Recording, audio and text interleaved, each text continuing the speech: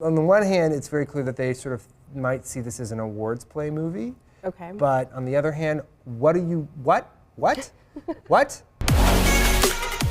From the Avengers hanging up their suits for the last time and Joker breaking box office records, movie lovers certainly kept theater doors open in 2019.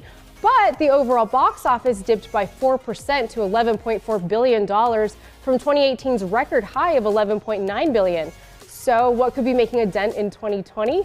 I'm joined by senior entertainment writer Adam B. Very to discuss. Adam, welcome to the studio. Thank you for having me. Okay, so you guys did this great story about what we can expect in 2020 at the box office, and there are some surefire movie titles that are going to make a dent. Yeah, I think the first big surefire hit is going to be No Time to Die, the next James Bond movie. Daniel Craig is returning for what is supposedly his last run as James Bond.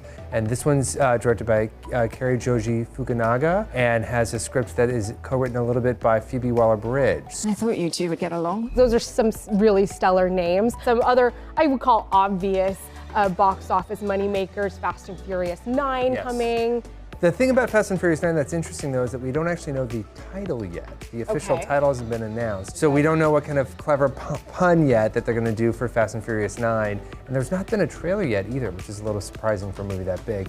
But, you know, the Fast and Furious movies have been huge, especially overseas, and there's no reason to think this one won't be huge, too. And then Wonder Woman 1984, a lot of people excited about this one. You know, this is the movie that I think could very well become the top grossing movie of the year. Patty Jenkins, the director, is back, and she's updated the action, as the title suggests, from World War I to the sort of Reagan-era power suit era kind of setting, and I think could very well be a huge hit. And it looks like they're really finding what really works for them and what differentiates them from the Marvel universe, right? Exactly. I think that that's going to be something that people are going to look to as yet another benchmark in how the DC films are going to do. The next category, safe bets. Yes. Tom Cruise returning yet again for Top Gun Maverick. Looks like it's a little bit about the sort of world of drone strikes, but also then like real-time pilots. Another one, In the Heights. Yes. I'm making moves, I'm making deals, but guess what? What? You still ain't got no skills.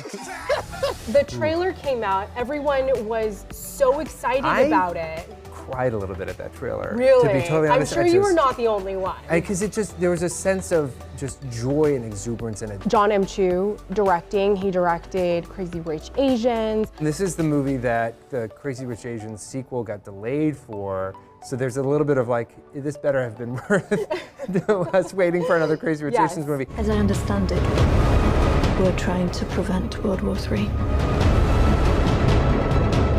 Nuclear holocaust. And then Tenet, which is Christopher Nolan's upcoming one, which I'm actually very excited about. This is a July release. Yeah.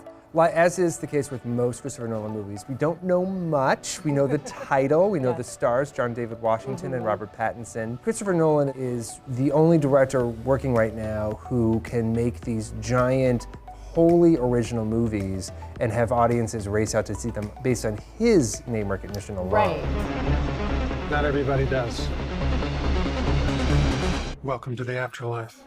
For the question mark, there's a film called Morbius. He's played by Jared Leto. He's a biochemist who has this rare blood disorder and he tries to cure it, but instead makes himself into a vampire, as you do. Yeah. And so, you know, the question mark with this one is vampire movies, especially in the summer, other than maybe one of the Twilight movies, haven't really hit.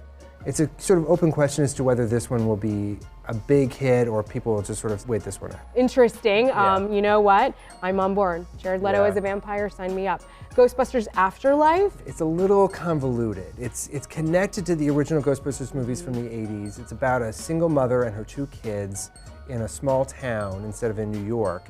It's unclear exactly what that family's connection is to the original. But regardless, Jason Reitman picked up the reins from his father, Ivan Reitman, in directing it. I don't know if people are going to rush out to see it, but if it's really good, you know, I liked the Ghostbusters movies. What is that? I don't know.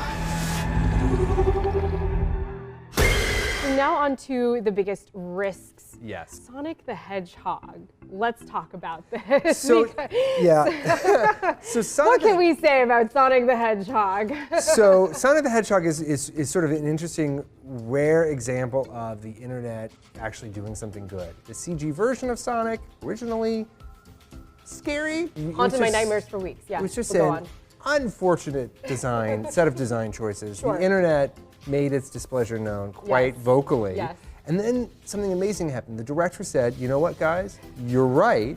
We're going to go back and fix this. Go back to the literal drawing board Yeah. and take him out of the uncanny valley. And people were happy. They made him look much more like the video games, and fans were really happy. It does hit a certain nostalgia point, and clearly the fan reaction was so strong that people care deeply enough about this. So maybe that means that they'll care enough to go buy a ticket. We'll see. Why would you throw your life away for this silly little alien? Good time. And now for what I think is the riskiest title. Oh my God. The Last Duel. So this is a screenplay that's co-written by Matt Damon and Ben Affleck. They're getting back together, starring Matt Damon. Yes. Right? And Adam Driver, Jodie Comer. I mean, bang up cast. But I would say a problematic story. Yeah. Premise. It's based on an actual historical event in the 14th century. A French knight comes home from war to his wife, accusing the knight's best friend and former squire of raping her. Wow. And so to resolve the issue, they have a trial by combat. I kind of make myself dizzy thinking all the different ways that this movie could go wrong. Right. Execution dependent is the sort of watchword for this movie. Yes. You know, on the one hand, it's very clear that they sort of might see this as an awards play movie. Okay. But on the other hand, what? What? You've got to hope that they know what they're doing, because if this movie doesn't work well, it could just woof.